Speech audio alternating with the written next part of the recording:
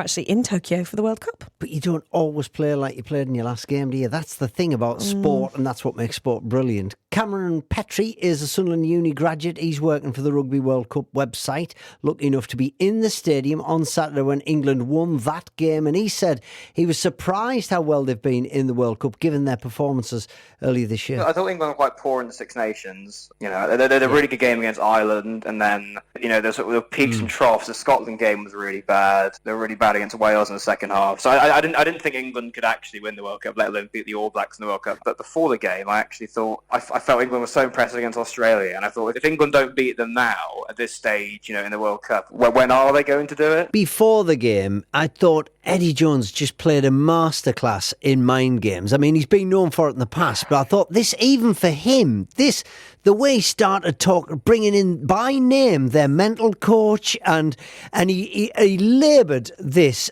brilliantly, I thought. Jones is near unbelievable, in all honesty. It's quite remarkable. He did it post-match as well, though. So they're asking him about, the pressure of the final and all these questions, waiting for him to bite, and he's so good at taking the pressure off the players. But the thing is, he's doing this thing where he's sort of consciously thinking and then bending sort of what he's saying, because he knows exactly what the media are trying to do. I mean, he must be doing it for so long now that he just knows how to play the game compared to, I think, other coaches. And the actual game itself, they had some great moments, right from the haka being stared down with a little smirk by Farrell to England taking charge from the very beginning. I mean, it was surprisingly brilliant. I thought it was great, as England did, facing up to it and reacting to it in a unique way. I think that should totally be allowed too. Yeah, I thought Farrell was great with the smirk. That will be an iconic photo in British sport, I imagine now for forever probably. Yes. I think that set the tone for how England played, and the All Blacks try came from an England mistake on their own line, and England had 2 disallowed tries. So I think the score of 19-7 is a very good score against the All Blacks in the semi-final World Cup, but it's still quite flattering, I think.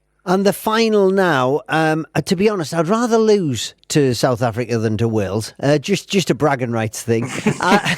But I do think that the pressure is on England now, like it wasn't going into the semi-final. Yeah, the pressure's definitely on England, but I think Jones is so good at taking it off the players. It's like if you're working a job. Like your job, there's loads of people listening to you at a certain time, but as long as you're doing a good job to your boss or whoever, then you probably don't care. I think the players are probably like that with Eddie Jones. They ignore everything else, and just as long as the Jones is happy with them, I don't think they're going to feel the pressure. It's all been going so well up to now. I don't see it falling apart. But I think South Africa are a very good side, and the way England play is by physically dominating teams, and they could struggle doing that against Africa, which means I think we're going to be in for a very close game. That was Sunderland University graduate Cameron Petrie, who I chatted to a few moments ago. And those mind games, just brilliant. I've seen a compilation.